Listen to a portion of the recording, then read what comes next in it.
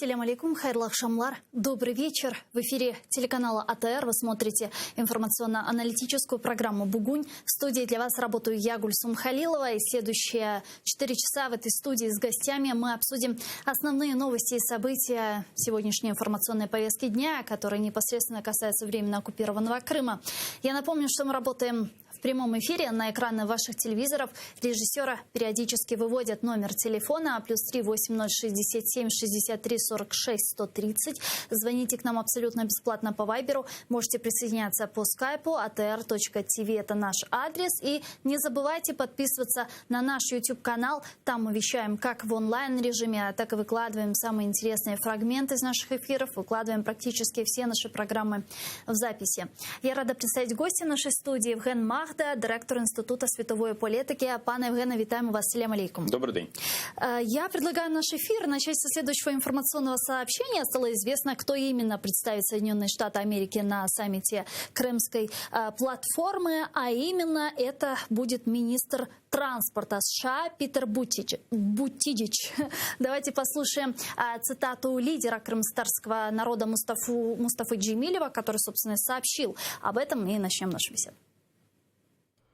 Сполучені Штати направляють міністра транспорту. Він досить впливова фігура у Кабінеті міністрів США. Це Піт Бутіджедж. Я зустрічався з Куртом Волкером, і він сказав, що з ряду причин Байден не приїде. І крім того, у Байдена специфічні відносини з Україною. Через те, що намагався використати у своїй передвиборчій кампанії Трамп, то через це швидше за все він не приїде. Навіть якщо дуже захоче, його оточення постарається його відмовити. Стало понятно, что президент США Джозеф Байден не приедет на саммит Крымской платформы. Камала Харрис также не приедет. До этого говорили, что, возможно, будет Энтони Блинкен. Стало понятно, что его тоже не будет, но зато будет министр транспорта США. Это хорошая новость, по-вашему? Ну, по-перше, стало зрозуміло, що не приїде ні президент, ні віце-президент Сполучених Штатів ще в той момент, фактично тиждень тому, коли було оприлюднено дату візиту Володимира Зеленського до Сполучених Штатів. Тобто наші відносини з Сполученими Штатами абсолютно не такі, щоб буквально протягом тижня спочатку американський президент побував в Україні, потім український президент побував в Сполучених Штатах. Те, що приїде Пітер Бутіджедж, це, в принципі, хороша новина, тому що представництво Сполучених Штатів буде достатньо високим. Інша річ, що мої особисті відчуття, і я не побоюсь ними поділитися саме в ефірі АТР, полягають в тому, що саміт Кримської платформи може бути далеким від очікувань команди Володимира Зеленського. Так, а в чем это будет заключаться и почему вы так считаете? Давайте так, ожидания Зеленского, в чем они заключаются? Очікування Зеленського полягають, я думаю, в тому, що 23 серпня в Україні, в Києві мали зібратися представники, всі вершки політичного бомонду, і він мав би тут, відповідно, вийти на трибуну і запропонувати декларацію Кримської платформи, яка спрямована, тут це зрозуміло, на повернення Криму, на мирну деокупацію Криму. Всі б зустріли оплесками, підписали, домовилися б зразу, створили фонд повернення розміром в кілька мільярдів доларів, які можна було б, в принципі, використати на велике будівництво, у всякому разі, в причорноморських областях. Але, я думаю, реальність буде дещо іншою. Как вы видите инаугурационный саммит Крымской платформы? Давайте... Ні, Зеленський на ньому, очевидно, буде. Очевидно. Очевидно, буде, я так думаю, буде Всесвітній Патріарх Варфоломій. Хоча сьогоднішні події, власне, вони спрямовані на те, очевидно, щоб він, чи то злякався і не приїхав. Я про хресну ходу, яку організувала Російська Православна Церква в Києві. Але якщо помилок кілька. По-перше, українська сторона довго говорила про саміт Кримської платформи. Я не розумію, чому він не був скликаний наприкінці лютого, в день спротиву окупації Криму і Севастополя. Кстати, переносили несколько раз. Помните, сначала планировали провести 26 февраля, потом говорили, что нет, саммит Крымской платформы пройдет 18 мая, и уже после этого стало известно, что выбрали такую символичную дату ко Дню независимости Украины. То есть вы считаете, что затянули этот процесс? Я вважаю, що прагнення одночасно отримати гостей і на саміт Кримської платформи, і на 30-річчя святкування незалежності зіграло з Україною, з усіма нами, злий жарт. Тому що я не відкрию секрету, я думаю, для наших глядачів, що серпень місяць в світовому істеблішменті – це місяць канікул, місяць відпусток. Не тільки американські конгресмени будуть наприкінці серпня в відпустках, коли Володимир Зеленський буде в Сполучених Штатах. Всі, в принципі, перебувають в відпустках. І для того, щоб створити такий потужний інформаційний привід, щоб всі потягнулися до Києва, треба було робити не тільки багато іншого, але і в інших умовах. У нас є конкретно суттєва перепона. Дія Російської Федерації. Росія не приховує того, що вона є противницею проведення саміту Кримської платформи. Вона не приховує того, що вона не хоче цього саміту, і відповідно вона буде цьому максимально протидіяти. Україна зробила помилку в тому, коли поставила планку, що ми сюди привеземо перших. Я не певен, чи прибуде генеральний секретар ООН. Гутерриш. Я не певен, чи приїде генсек НАТО. Столтенберг. Я не певен, чи приїде Ангела Меркель. Я знаю, що приїде керівник Європейської ради Шарль Мішель, але не приїде Урсула фон дер Ляєн, президент Європейської комісії. Вона заявила, що вона якраз буде в відпустці. Я не чув, щоб якось обговорювалось ім'я Еммануэля Макрона. Этьен де Понсен сообщила о том, что министр иностранных дел Французской Республики будет присутствовать на саммите. Так, прекрасно, але не президент Франції. Да, не президент. В контексті останніх випадів представників української влади я не бачу можливості для Ангели Меркель приїхати. Хто з Великої Сімки, з президентів країн Великої Сімки чи прем'єрів країн Великої Сімки приїде в Україну? Давайте попробуем разобраться. Япония.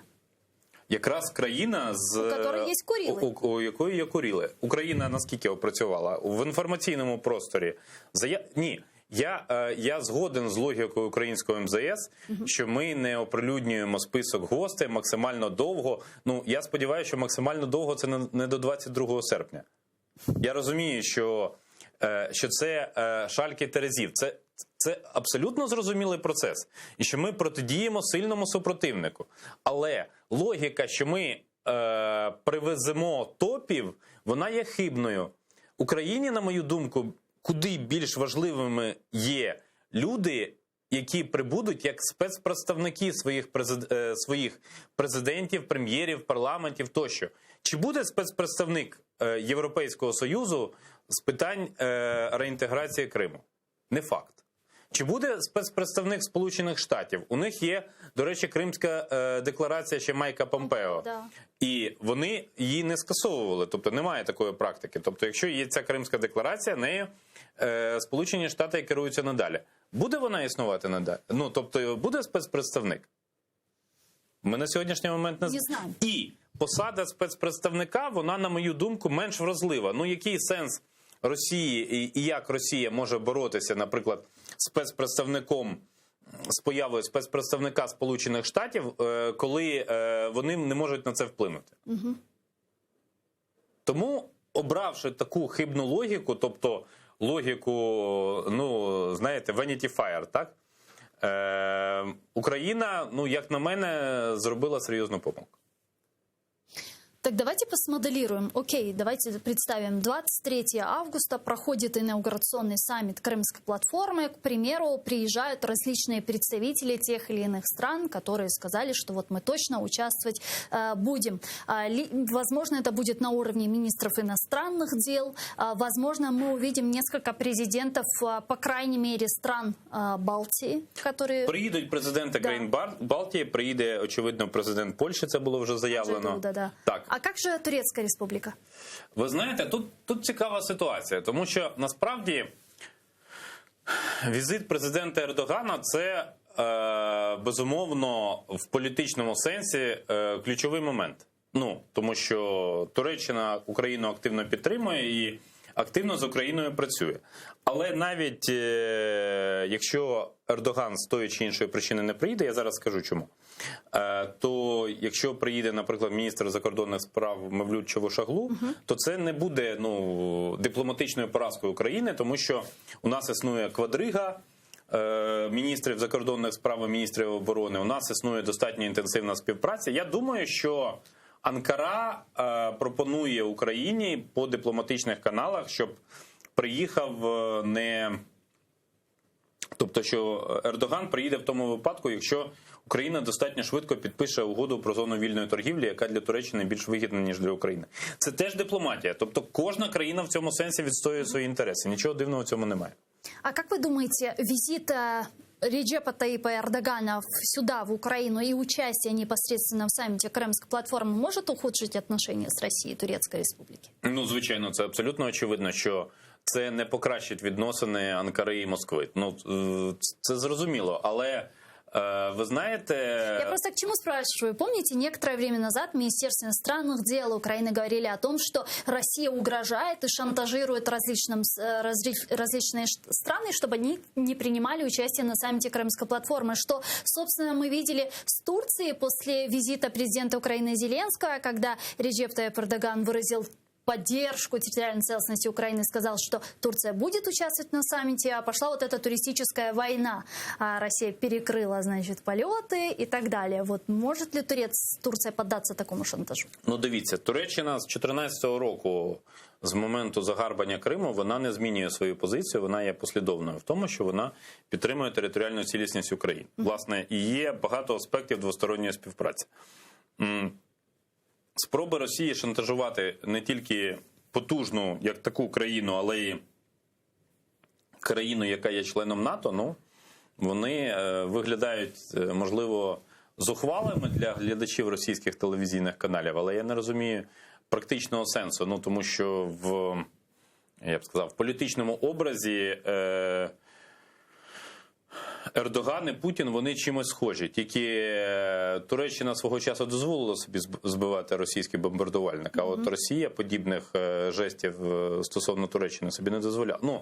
Вона дозволяла опосередкований спосіб, тобто руками своїх проксі, там, наприклад, в Ливии, але не в такий спосіб, як про це йдеться на сьогоднішній момент. Так или иначе, пройдет саммит Крымской платформы. Вот как вы видите будущее этого саммита? Как вы видите институциональную модель этого саммита? Вот что это должно быть?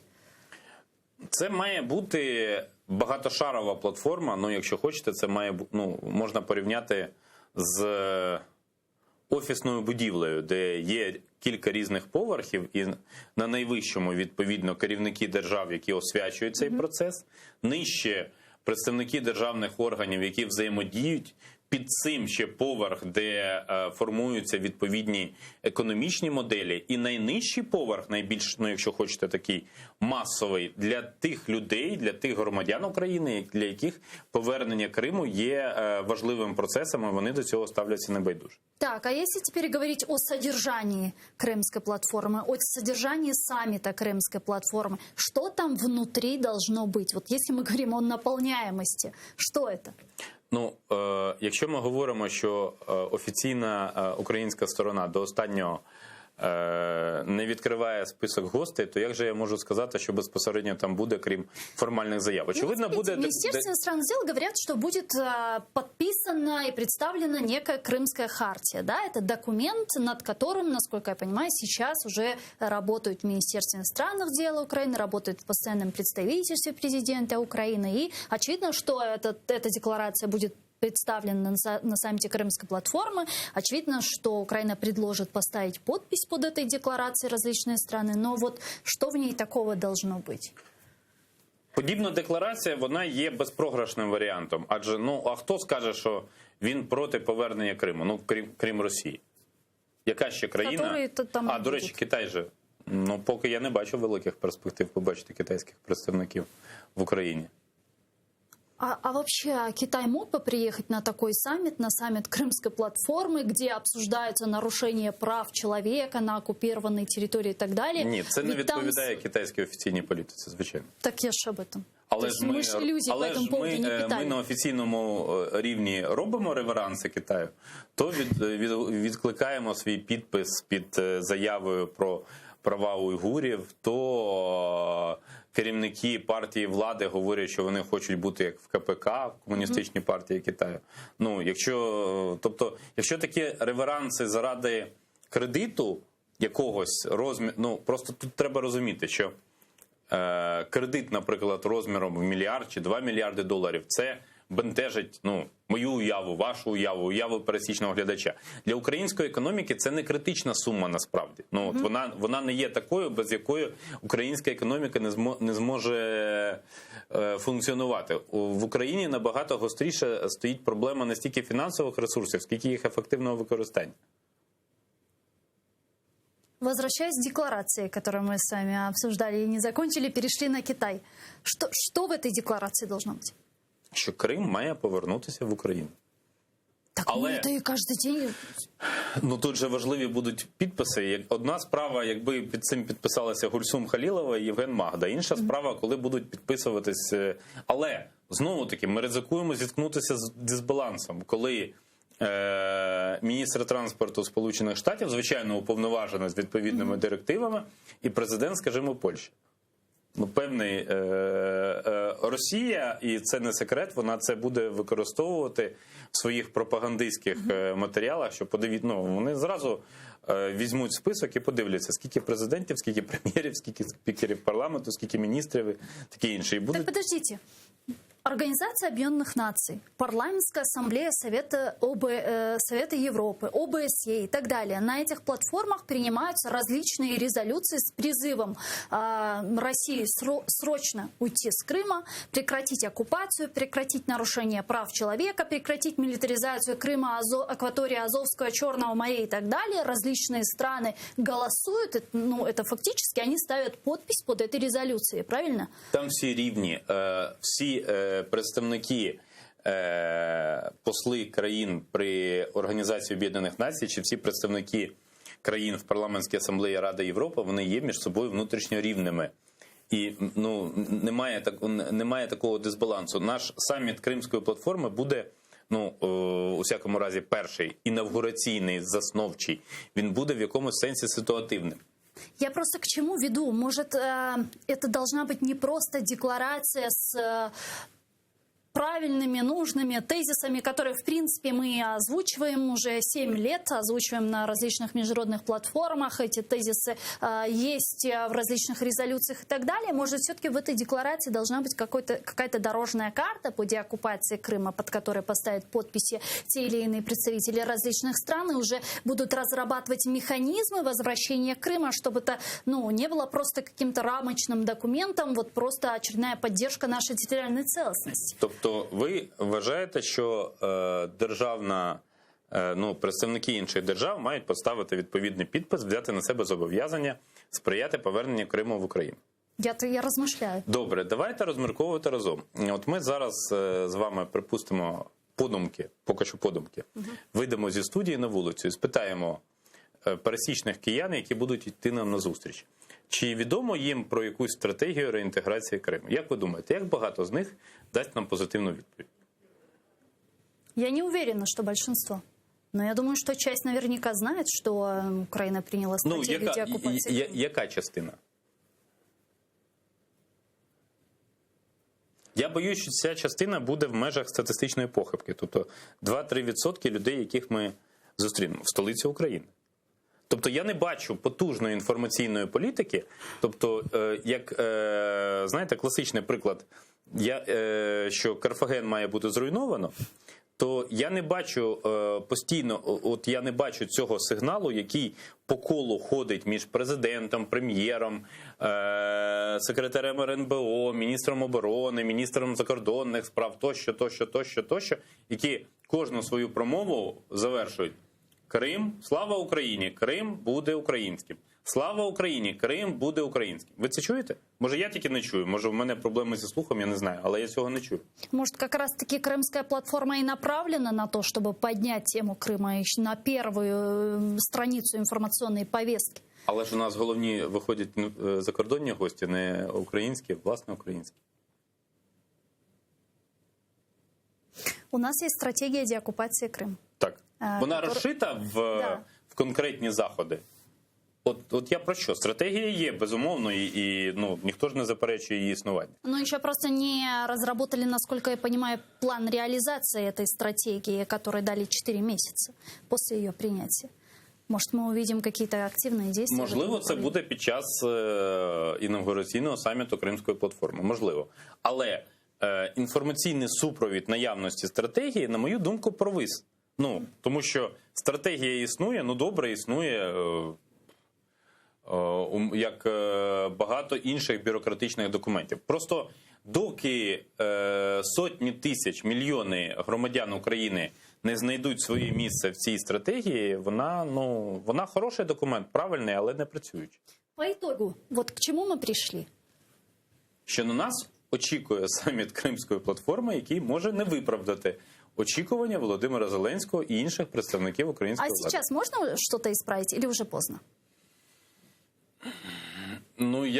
Розумієте, помилки, як правило, виправляють в який спосіб? Або силовим, ми ж не можемо викрасти президентів сусідніх країн і привести їх примусово на саміт Кримської платформи. Це антигуманно.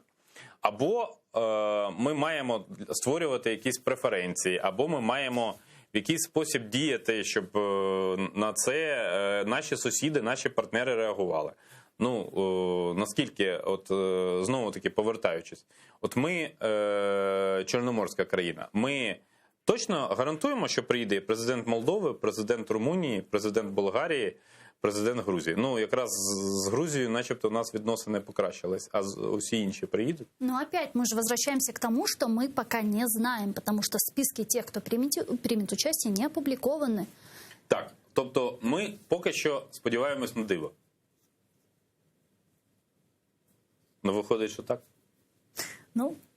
Посмотрим. Не так много времени, в принципе, осталось до саммита Крымской платформы. И мы очень надеемся, что действительно это не будет просто такой информационным шумом вокруг Крыма и этой Крымской платформы, а приведет к каким-то реальным результатам. Давайте обсудим Донбасс, учитывая, что сегодня, год назад, вступил в действие режим прекращения огня на Донбассе. За это время было зафиксировано 1995 обстрелов. Об этом сообщают в трехсторонней контактной группе в Минске. В ТКГ отметили, что в результате объявленного перемирия на Донбассе стало в 2 раза меньше смертей украинских военнослужащих, втрое меньше раненых, почти втрое меньше обстрелов по сравнению с периодом с июля 2019 до июля 2020 года. Я помню, как год назад говорили о том, что начинается режим прекращения огня. До этого, помните, был саммит Нормандской четверки, было заключено коммюнике по итогу этого саммита.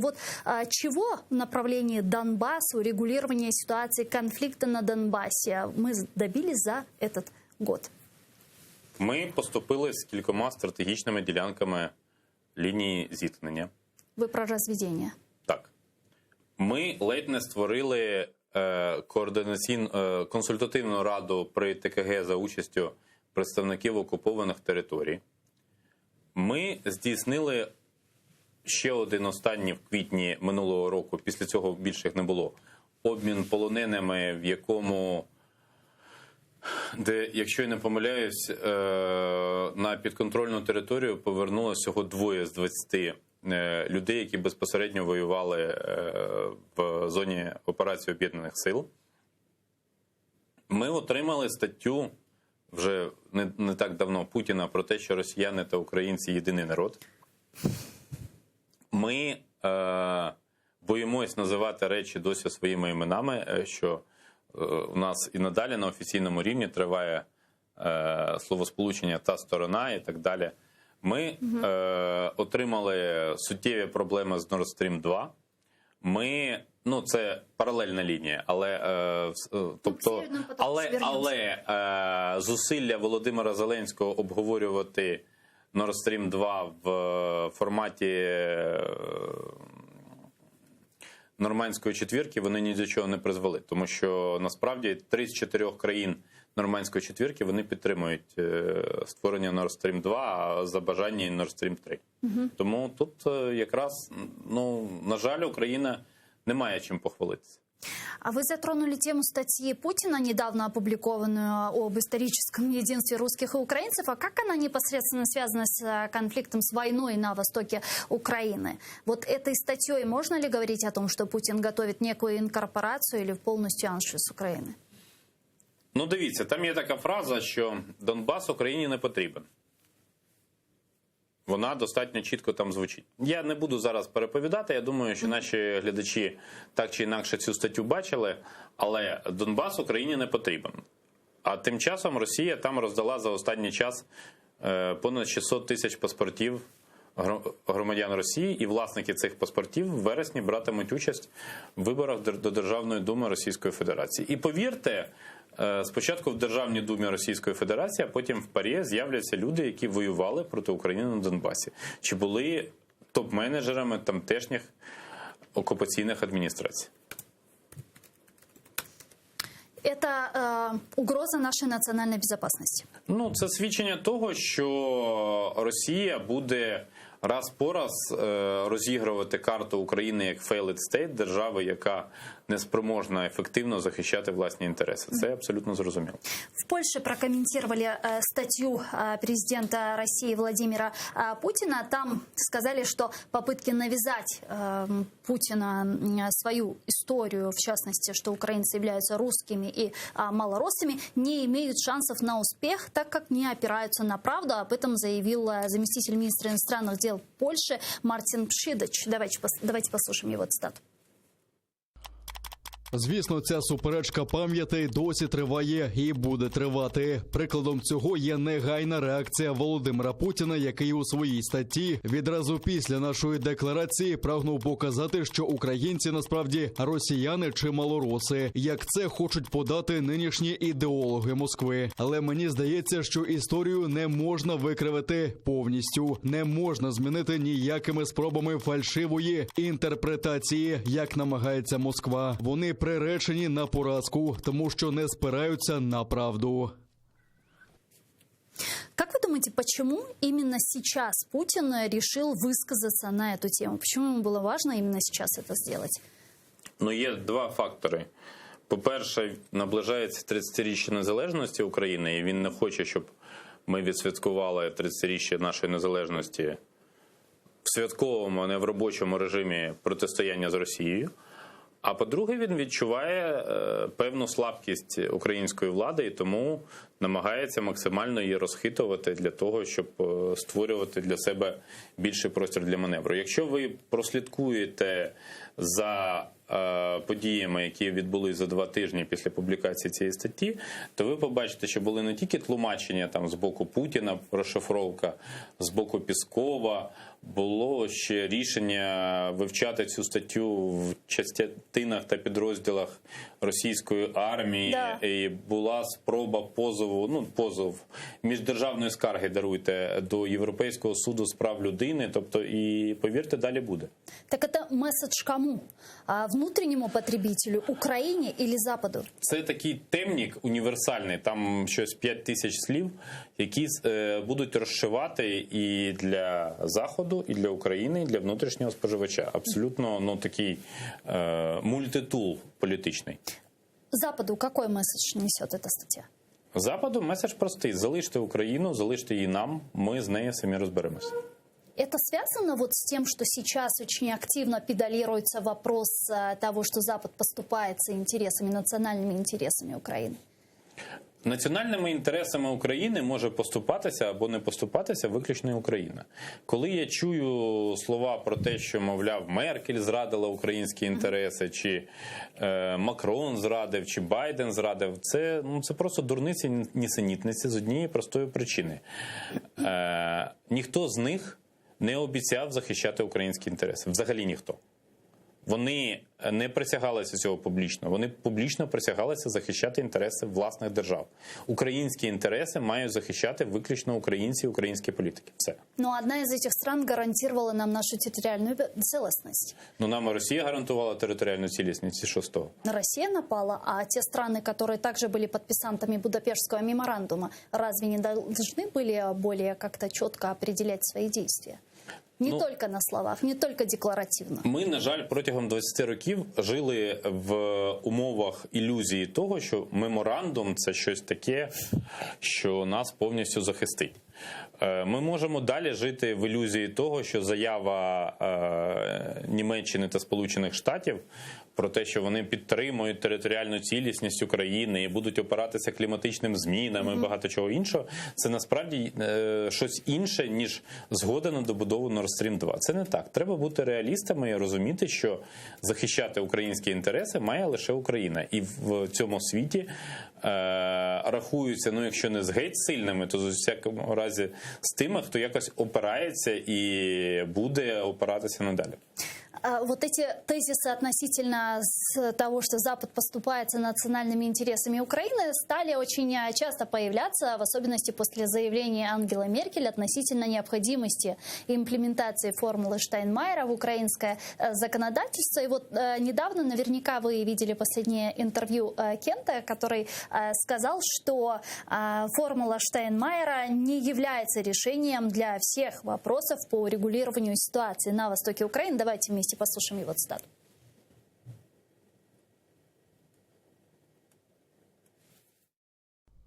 На мою думку, формула Штайнмайера не є формулою для вирішення усіх питань. Для виборів повинні бути умови, щоб була можливість їх нормально провести. Я думаю, що коли президент Зеленський зустрічався з канцлеркою Меркель, з президентом Макроном і Путіним в Парижі у грудні 2019 року, все-таки, наскільки я розумію, канцлерка Меркель підтримувала позицію Зеленського. Тобто я би сказав, що це все-таки 3 проти 1. Саме Росія є країною-агресором. Вона розпочала цю війну. Це не конфлікт, це дійсно війна. І обов'язок закінчити війну – це обов'язок Росії, а не України. Це війна в Україні, але не війна України. І це була дійсно 100% війна Росії. С нами сейчас на прямой связи Георгій Тука, заступник міністра з питань тимчасово окупованих територій та внутрішньо переміщених осіб України 2016-2019 роках. Пане Георгію, вітаємо вас. Селям алейкум. Вітаю вас. Доброго. Да, пане Георгий, в последнее время мы очень часто слышим о необходимости имплементации формулы Штайнмайера в украинское законодательство. Об этом недавно на пресс-брифинге Зеленским сообщила Ангела Меркель. После нее еще раз это было продублировано в заявлении Министерства иностранных дел Германии. Вот давайте для начала попробуем понять, что из себя представляет эта формула Штайнмайера, о которой говорят все, но, насколько я понимаю, документа, что именно попунктно она из себя представляет, никто не видел. У вас есть понимание, что из себя представляет эта формула? Конечно, есть. Начать хотел бы я с того, что хочу дезавуировать заявления, многочисленные заявления представителей нынешней власти, которые состоят в том, что формулу Штайнмайера согласился имплементировать в законодательство Украины еще предыдущий президент Порошенко в 16 или 18 году, не имеет значения даты. На самом деле все абсолютно не так. Действительно, текст этого предложения был передан украинской делегации на изучение. Но говорить о том, что авторы данного проекта получили положительное согласие со стороны Украины, это, мягко говоря, говорить неправду. И поэтому, когда представители правящей ныне команды утверждают, что они действуют исключительно в тех нарративах, которые им были заложены предыдущей командой, то они откровенно лгут. Что касается формулы Штайнмайера по сути, по существу, то основополагающим принципом этой формулы является следующее. Сначала выборы на ныне неподконтрольных территориях отдельных районов Донецкой и Луганской области, а после этого уже все остальное, то есть разоружение, вывод иностранных войск, то есть вот именно сторона безопасности. Все начинается с процесса выборов. При этом эта формула и авторы этой формулы, извините, не дают ответа на один вопрос. Кто из европейцев, я имею в виду из европейских институций или из европейских государств, в случае реализации вот такого типа выборов, кто их возьмет на себя ответственность признать их легитимность? На этот вопрос авторы, я имею в виду в первую очередь самого господина Штайнмайера, никогда ответа не давали, потому что им такой вопрос в лоб никогда никто не задавал. Тогда, на ваш взгляд, почему сейчас так активно руководство Германии настаивает на имплементации этой формулы Штайнмайера? Разве Ангела Меркель не понимает, что сейчас и в нынешней ее последовательности это сделать нельзя, так как это сдача украинских национальных интересов? К сожалению, именно по такому пути и действуют нынешние лидеры Европейского Союза, которые вовлечены в так называемый нормандский формат. Между прочим, еще примерно 4 месяца тому назад я начал публично на различных эфирах говорить о том, что я вижу внешние признаки того, что, скажем так, нейтральная или в одно время даже проукраинская позиция наших европейских партнеров, она меняет свое направление в сторону Российской Федерации. Так, это обусловлено... Так а с чем это, на ваш взгляд, связано? Это снова побеждают экономические интересы над гуманитарными ценностями или есть какие-то другие негласные возможные договоренности? Возможно, и есть негласные договоренности об их наличии или отсутствии, мне, как вы понимаете, ничего не известно. Но то, что, к сожалению, вот Евгений говорил о том, что мы жили в иллюзиях защиты Будапештского меморандума, который, как оказалось, просто фактически бумага и ничего более, то я хотел бы заметить, что в течение последних лет, там, не знаю, 5, 7, 8, мы жили, подавляющее большинство из нас, и я в том числе, жили в иллюзии украиноцентричного мира. Когда нам откровенно казалось, что весь мир обеспокоен тем, что происходит в Крыму и на Донбассе, когда нам казалось, что весь мир не спит ночами только и думает о том, как бы нам помочь, что весь мир горой за нас. А на самом деле надо быть реалистами и трезво смотреть на вещи. Всегда руководитель любого государства в первую очередь решает вопросы и задачи своего государства и, исходя из этих вопросов и задач, строит государственную политику. Ну, в таком случае... Современный мир. В таком случае, если мы говорим о своей субъектности, мы можем тогда не выполнять формулу Штайнмайера, не имплементировать ее в украинское законодательство и все?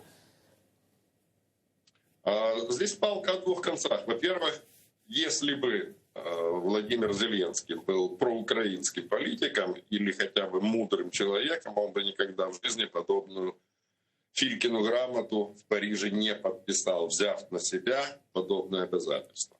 Тем не менее, за эти 2 года, которые прошли с того момента, я думаю, даже у такого человека, как Зеленский, возникло понимание, что есть вещи, которые он не в состоянии реализовать, как бы ему этого не хотелось.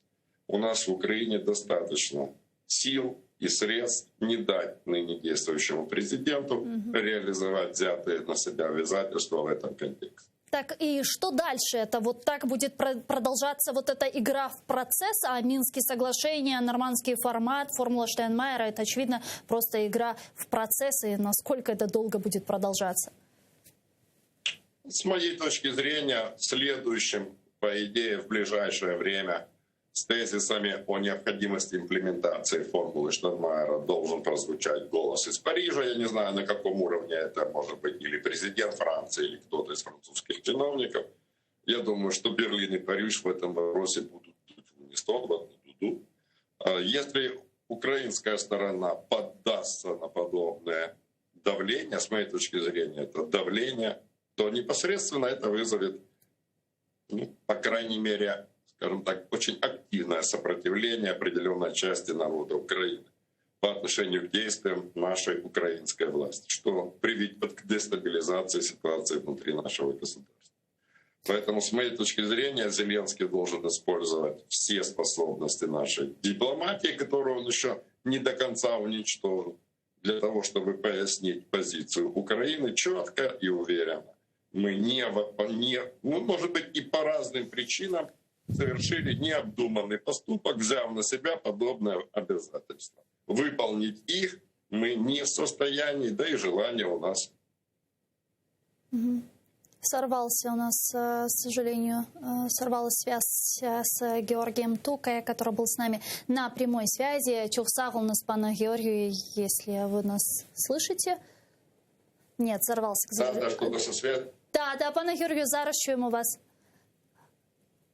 Да, и пана Георгию, и еще последний вопрос такой. Зеленский, помните, недавно сказал о том, что нормандский формат находится в коме, а до этого говорили о возможности привлечения Соединенных Штатов Америки к нормандскому формату или созданию какого-то другого формата с участием США. Как вы думаете, привлечение США к такому формату может вот сработать как дефибриллятор и вывести из комы, вывести из реанимации нормандский формат? Это будет зависеть в первую очередь от двухсторонних отношений между Соединенными Штатами и Москвой. Все дело в том, что на подобные сентенции Владимира Зеленского минимум 3 раза звучало конкретный ответ со стороны Кремля. 2 раза от Лаврова, 1 раз от Путина. Москва не видит, категорически не видит участниками какого бы то ни было переговорного процесса по урегулированию конфликта на Донбассе ни Соединенные Штаты, ни Великобритания. Поэтому на сегодняшний день каких-либо объективных предпосылок, внешних проявлений того, что позиция Москвы хотя бы хоть чуть-чуть начала меняться, я, например, не вижу. Дякуємо вам дуже. Чохсагу у нас, пана Георгію. Георгій Тука був з нами на прямому зв'язку. Заступник міністра з питань тимчасово окупованих територій та внутрішньопереміщених осіб України 2016-2019 роках. Пане Евгене, а как вам видится вся эта история с имплементацией формулы Штайнмайера в украинское законодательство? На ваш взгляд, почему сейчас Германия активно на этом настаивает? Или, в принципе, ничего не изменилось? Можна зробити невелику ретроспективу і пригадати, коли Україна погодилась на її імплементацію. Це відбулося 1 жовтня 2019 року під час переговорів в Мінську. Ні, це було ще в Мінську. І це було передумовою проведення зустрічі в Парижі. І тоді було дуже помітно, як працює російська інформаційна машина. Это все было в контексте разведения войск, имплементации формулы Штайнмайера, чтобы... Так, це були поступки, на які Україна пішла для того, щоб Путін поїхав до Парижу і там подивився в очі Зеленського. І обговорив, до речі, 5-річний транзит газу українською територією. Це теж був елемент зустрічі, як це не дивно. І тоді я пам'ятаю, що після того, як що повідомлення перші на те, що Україна погодилась на імплементацію формули Штайнмайера, дали російські і проросійські інформаційні агенції, телеграм-канали. І тільки ввечері того дня Володимир Зеленський і Леонід Кучма вийшли на брифінг на Банковій. А за той час інформаційний простір був настільки просякнутий словом «зрада», що Зеленському просто пощастило. І в нього тоді не такий був високий рейтинг, як рейтинг був набагато вищий, ніж сьогодні, що він міг собі дозволити подібні фокуси. Зараз подібна ситуація, вона буде суттєво іншою, тому що рейтинг Зеленського, він нагадує шагреневу шкіру. Він поступово згортається, зменшується, скорочується. Чому Німеччина так активізувалась? Питання насправді має достатньо просту відповідь. В вересні в Німеччині пройдуть парламентські вибори. Зараз ХДС, ХСС обганяє своїх супротивників на кілька відсотків, але на другому місці там не соціал-демократи, а зелені. І боротьба виходить на фінішну пряму, тобто були ці страшні повені, і поведінка наступника Меркель Арміна Лашета, вона не сподобалась багатьом німцям. Подивимось, як він буде виправляти ситуацію. Але те, що в Німеччині буде коаліція, це зрозуміло, жодна партія не набере 50%. Але якою вона буде, як вона буде розвиватися, це питання, на яке відповідь і сьогодні, інтрига існує. Те, що я казав про сезон відпусток, він буде і в Німеччині в тому числі, але все одно політики там якраз не зможуть йти в відпустку. І Меркель в цьому контексті, чому вона говорить про формулу Штайнмаєра? Вона не бере безпосередню участь в виборах. Вона вже сказала, що вона не буде балотуватися. Але вона партію, з якою вона асоціюється, вона веде, і тому звідси і Nord Stream 2, звідси і формула Штайнмаєра. Штайнмаєр – це, до речі, представник соціал-демократичної партії Німеччини. І тому вона показує, що ми, як Німеччина і наша партія, ми уособлюємо стабільність. Ви маєте голосувати за стабільність. Но она же понимает, что это сделать нельзя в Украине. Але ж це розуміють, чому не можна? А хіба Україна не йшла на попередні поступки Росії, починаючи з 19-го року? Хіба ми не віддали Цемаха? Хіба ми не погодились на включення 24 українських моряків, захоплених Росією, по яких було рішення Міжнародного морського трибуналу про їх звільнення, в перелік полонених, які обміняли точно 35/35, здається? Хіба не було інших поступок України? Чому Меркель не має підстав так думати? А как вы думаете, если в Верховную Раду Украины завтра-послезавтра будет внесен законопроект об имплементации формулы Штайнмаєра, это может породить долгосрочные акции и протесты на Банковой, на Майдане и так далее? Сама логіка роботи парламенту і доки в парламенті присутній хоч один представник опозиції, і він буде отримувати таку інформацію, і між отриманням інформації і самим засіданням буде хоча б 1-2 години, то зрозуміло, що навколо Верховної Ради буде десятки тисяч людей. Я не думаю, що я перебільшую. Це все тут Київ завжди політично активний, і ми бачимо і за підсумками місцевих виборів, що вже восени минулого року Київ не голосував настільки активно за тих, кого освятив своєю увагою Володимир Зеленський. Пане Евгене, мы с вами несколько раз затрагивали тему Nord Stream 2. Я предлагаю продолжить. В вопросе строительства российского газопровода «Северный поток-2» победила Россия, несмотря на то, что против были другие страны Европейского Союза. Об этом заявил госсекретарь канцелярии президента Польши Анджей Дера. Давайте послушаем его цитату. Нас зрадили і переможець президент Путін. Росія перемогла. Їй гарантують постачати газ протягом найближчих років. Потужні джерела коштів. Німеччина розподілятиме цей газ. Можливо, знайде технологію для використання цього газу. Вони також отримують від цього величезний прибуток, а інші тільки спостерігатимуть за цим. А вот глава «Газпрома» Алексей Миллер заявил, что компания готова транспортировать через Украину после 2024-го газ на рыночных условиях и по рыночным ценам. Давайте его послушаем. Вопросы новых объемов закупок газа из России для транзита через территорию Украины должны решаться на рыночных условиях и по рыночным ценам. Для объемов новых закупок российского газа по украинскому маршруту суммарно выше текущих транзитных обязательств «Газпром» готов даже увеличить объемы транзита через Украину. Председатель правления НАК «Нафтогаз Украины» Витренко заявил, что предложение России по сохранению транзита через Украину в обмен на невыгодные закупки российского газа для нашей страны абсолютно неприемлемы.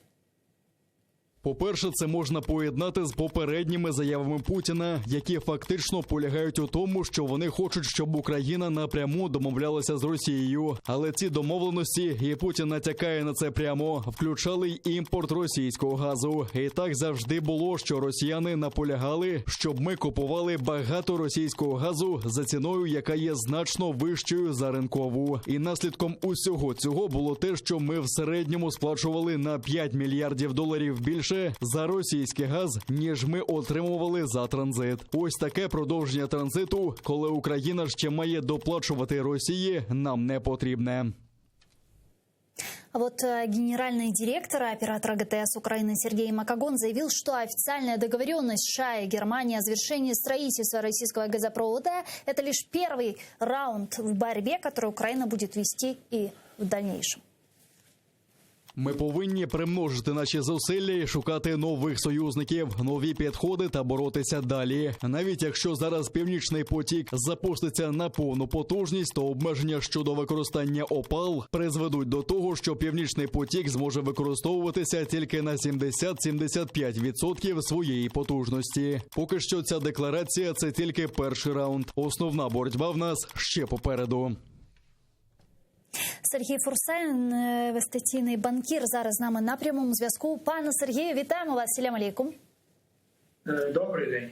Да, пане Сергею, я предлагаю начать с соглашения, которое было заключено между Соединенными Штатами и Германией на прошлой неделе. Увидели ли вы, как экономист, какие-то конкретные шаги, конкретные механизмы предоставления Украине гарантии по поводу транзита газа через нашу страну? Ну, смотрите, это было соглашение между Германией и США, которые, собственно говоря, базировались на интересах Германии, а для нее Северный поток-2 – это экономический приоритет, и интересах США, для которых приоритет сохранить союзнические отношения с Германией.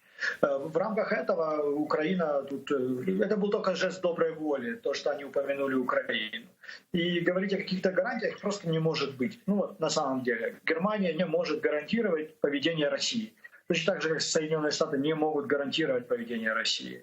Поэтому все эти гарантии, они ни о чем. На самом деле, да, Германия заинтересована в том, чтобы транзит через территорию Украины сохранился, потому что у нас есть газосховища, и они обеспечивают безопасность, энергетическую безопасность Европы в летний период. Поэтому этот транзит в интересах немцев, но заставить делать его русских они просто не смогут. А какой может сохраниться объем транзита газа через Украину после 2024 года, когда у нас заканчивается контракт с «Газпромом»? Ноль. И более того, скорее всего, что как только русские смогут использовать «Северный поток-2» на полную мощность, даже не дожидаясь конца контракта, они остановят транзит по территории Украины. Так, а как же третий энергопакет? А при чем тут третий энергопакет? Они будут продолжать нам платить, не вопрос, но русские-то не входили в никакой энергетический пакет. Они говорят, что правила Европейского Союза не распространяются на них и на их рынок. Так, а выгодно ли это для Европейского Союза и для России вообще не оставлять никакого транзита газа через Украину? Вот вчера в моем эфире Геннадий Рябцев говорил о том, что все же транзит через Украину в размере 20-25 миллиардов кубометров может сохраниться. Может сохраниться, а может и не сохраниться. Да? И тут все зависит исключительно... Ну, если вдруг в Европе резко вырастет потребление, то да, украинский транзит будет нужен. Или там по каким-то причинам русские не смогут использовать на полную мощность Северный поток-1 и Северный поток-2. Тогда тоже какой-то транзит может сохраниться. Но это гипотетически. А базовый сценарий включает то, что как только появится возможность по полной эксплуатировать северные потоки, то русские остановят транзит по территории Украины. А что тогда делать Украине после 2024 года? Нужно ли нам каким-то образом переориентировать наши ГТС, диверсифицировать наши ГТС? Что нам нужно делать? Ну, максимум, что мы можем тут придумать, это в какой-то кооперации с американскими и европейскими компаниями использовать хранилища как хаб.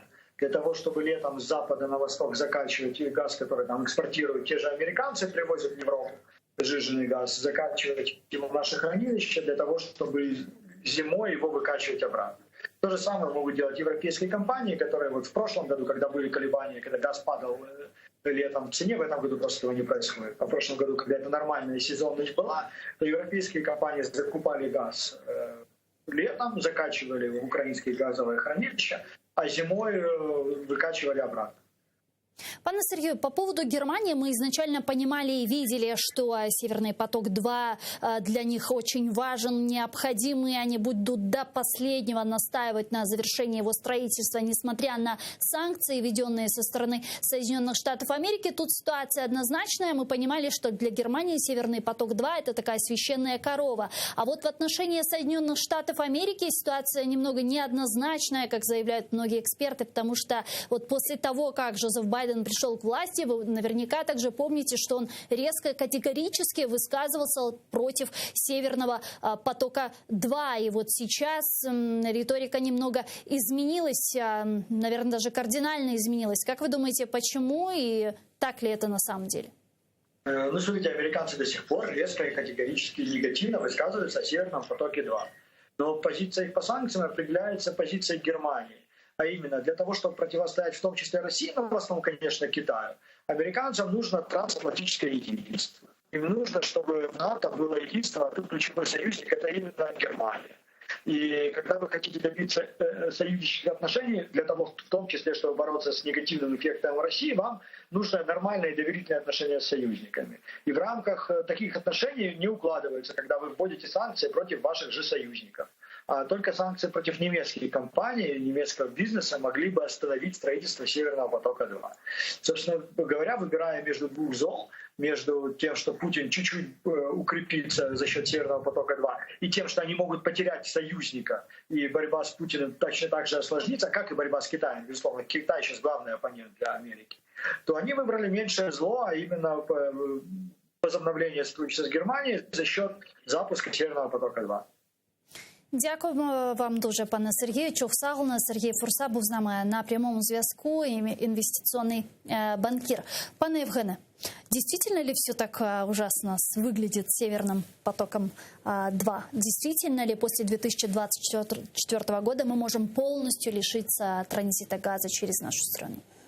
Я думаю, що нам бракує здорового алармізму. У нас немає тези про те, що внаслідок побудови Nord Stream 2 українська ГТС перетвориться на купу металобрухту.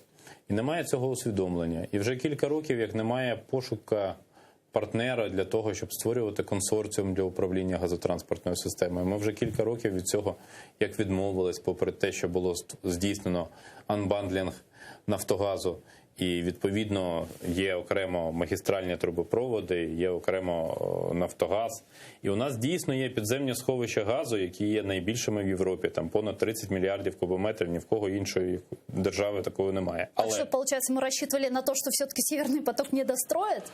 Не дозволять? Якщо чесно, то Nord Stream 2 мав бути запущений в експлуатацію ще в 2019 році. Да. Але він не буде запущений в експлуатацію, я думаю, в 2021 році. Хіба що наступного року, тому що йде ще процес сертифікації. Це не так швидко, як видається на перший погляд. Хоча політично Росія, звичайно, буде наполягати на тому, щоб під Новий рік, під Різдво західного обряду продемонструвати, що вона виконує свої зобов'язання і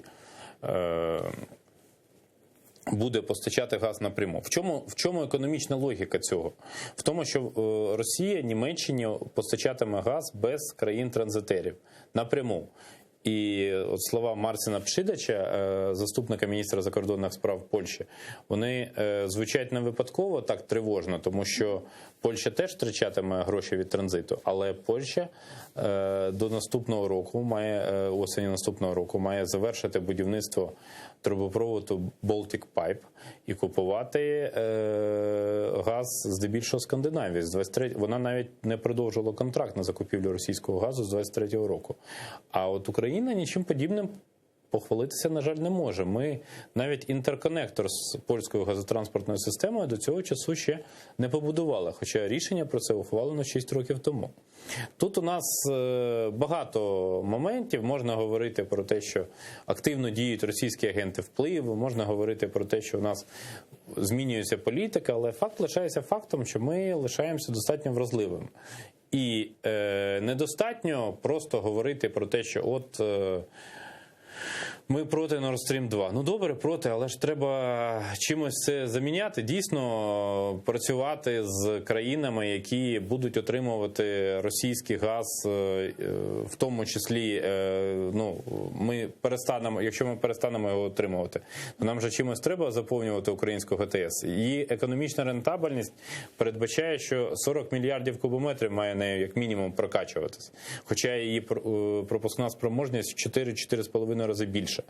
І це достатньо серйозно. Тобто тут треба розуміти, що українська ГТС свого часу була частиною радянської газотранспортної системи. Вона вся будувалась на тому, що цей транзит газу з Радянського Союзу до Західної Європи, він дозволяв забезпечувати газом і функціонування і українських підприємств, але при тому цілі області в Україні за радянських часів були не газифіковані. Тобто в цьому сенсі Україна... І гарантій ніяких, собственно, і нет, що після 2024. Я завжди питаю, а де от під цією спільною заявою Німеччини і Сполучених Штатів хоч якийсь підпис, хоч маленький, хоча б літерка одна? Хто? От просто це політична позиція. Будапешт 2, виходить? Це гірше, ніж Будапешт. Це хуже, ніж Будапешт. Бо Будапештський меморандум, якщо ви можете навіть відео чи фото знайти, підписували там Клінтон, підписував Єльцин, підписував Мейджор, Кравчук. А хто підписав цю заяву? Де? Це просто оприлюднена позиція, це заява, це навіть не меморандум. Це, ми домовимось, наприклад, що ви мене запросите на наступний ефір в вересні, а потім в мене якось поміняються плани, я не зможу прийти. От і вся наша заява спільна. После 2024 года, а как вы видите переориентирование нашего ГТС в случае, если транзита не будет? Что нужно делать для того, чтобы наша ГТС не превратилась в індустріальну руїну? Значить, треба інтерконектори будувати і шукати, очевидно, на менш вигідних, ніж раніше умовах партнера для управління українською газотранспортною системою, якщо ми самі виявились не надто спроможними її створити якісь певні умови. Мне просто интересно по поводу Запада. Запад не видит тех рисков, которые представляет сейчас Россия. Запад не оценивает те риски, с которыми они могут столкнуться, и с тем шантажом, с которыми могут столкнуться со стороны России. Или это не имеет, собственно, значения? Чим далі на захід від України і від Росії теж, тим ставлення до Росії, до політики Путіна є, скажімо так, більш прагматичним. Тобто, чому нас підтримують країни Балтії, Польща, там десь в якоюсь мірою Румунія, якоюсь мірою Словаччина, якоюсь мірою Чехія? Тому що вони пам'ятають, що таке радянське панування. А німці, бельгійці, голландці, люксембуржці, вони цього не пам'ятають абсолютно. Сейчас активно говорят о создании новой коалиции, говорят о том, что Запад поляризируется, делится на... Европа поляризируется, делится на новую и старую Европу. И многие аналитики говорят о том, что Украине нужно возглавить этот новый альянс, новую коалицию стран новой Европы. Это страны Балтии, Польши, Грузии, Молдовы. Как вы смотрите на такую коалицию? Может ли Украина ее возглавить? Ви знаєте, колись в радянські часи на Хрещатику був магазин «Знання», двоповерховий, книжковий. І тоді, в принципі, це значна частина історії радянського футболу, протистояння між київським «Динамо» і московським «Спартаком». І був такий анекдот, що в книжковий цей магазин заходить чоловік і питає, а є у вас книжка «Спартак Чемпіон»? Йому кажуть, фантастика у нас на другому поверсі. Як Україна, не будучи членом ЄС і НАТО, може очолити якусь коаліцію, до якої входять представники ЄС і НАТО. Мені просто мені цікаво подивитися на цей зовнішньополітичний кульбіт. За рахунок чого? Як ми можемо побудувати відносини довіри, наприклад, з Молдовою, коли є справа Чауса?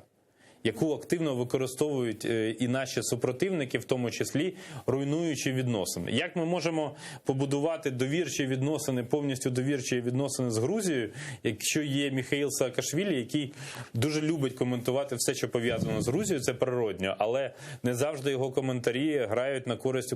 Тобто нам для того, щоб країна в цьому сенсі якось рухалась вперед, керівництво України має спиратися на якусь підтримку, якийсь внутрішній діалог всередині країни. Ви бачите діалог Володимира Зеленського з його політичними опонентами? Бачите, я ставлю, виходить, риторичне питання, на яке навіть не потрібно відповіді. То, в який спосіб? Тобто, ідеї про я можу пригадати з таких ідей тільки те, що на початку липня, 16, здається, політичних партій Європи, правих і крайньо правих, домовились, що вони об'єднаються в коаліцію і створять власну фракцію в Європейському парламенті. І при тому там і поляки, і угорці. І це для нас загроза, це наші сусіди. І, відповідно, створюється загроза сил, які будуть великими євроскептиками щодо майбутнього Європейського Союзу. Тобто у нас є шлях європейської інтеграції, але ми ще туди не дійшли. У нас немає ще поки що як перспективи членства. Тобто Європейський Союз політично Україну не визнає європейською державою. Не тільки Україну, але там і Грузію, і Молдову, але факт лишається фактом. Тобто нам ще є куди до цього прагнути, крім того, щоб очолити якийсь гіпотетичний союз. Недавно министр иностранных дел Литвы Ландсбергис заявил о том, что в обмен на это соглашение по Северному потоку-2 НАТО должно предоставить Украине ПДЧ. Это реально? Вже ж не надала ПДЧ.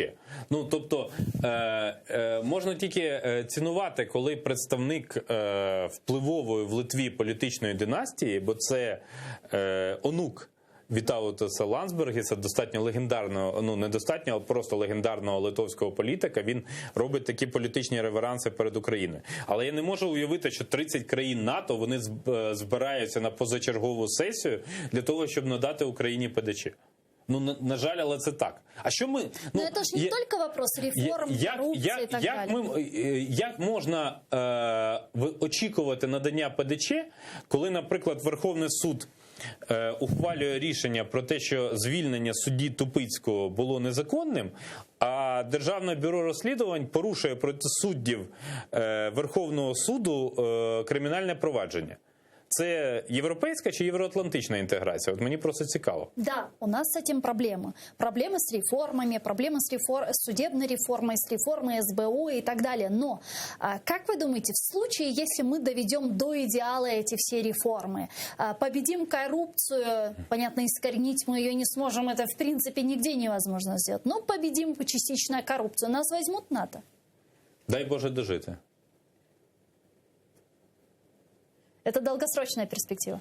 Ну, насправді, багато чого залежить від політичної кон'юнктури. Тобто, якщо ви пригадаєте, ну так чи інакше, ситуацію 2008 року, коли Україна і Грузія, їх Сполучені Штати тягнули за собою до НАТО, щоб вони отримали ПДЧ, але тоді Франція і Німеччина сказали «Ніхт Ферштейн». То ні. Така ж ситуація. А зараз нас навіть ніхто туди так не тягнув. Тобто у нас...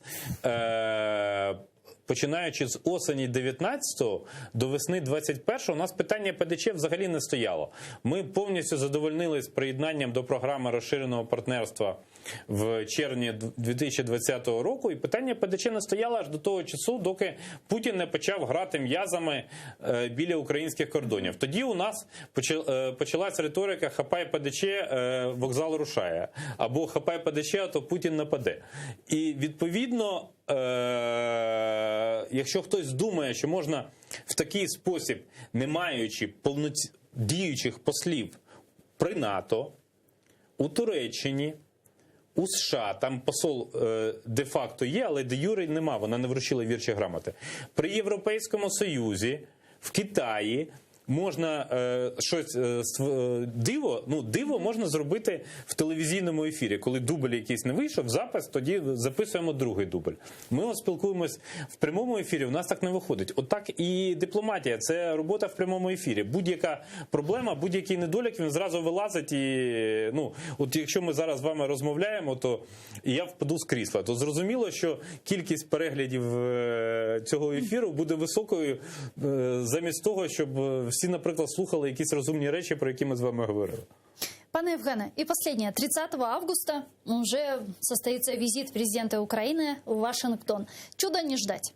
Ні, дива не Но буде. я имею в виду о статусе союзника США вне НАТО, о котором сейчас активно все говорят. А хто буде займатися операційною підготовкою цього питання? Ермак, Кулева уже едут в Соединенные Штаты, чтобы подготовить этот визит. У нас 2 з лишком роки, з травня минулого року, нема посла Сполучених Штатів в Україні.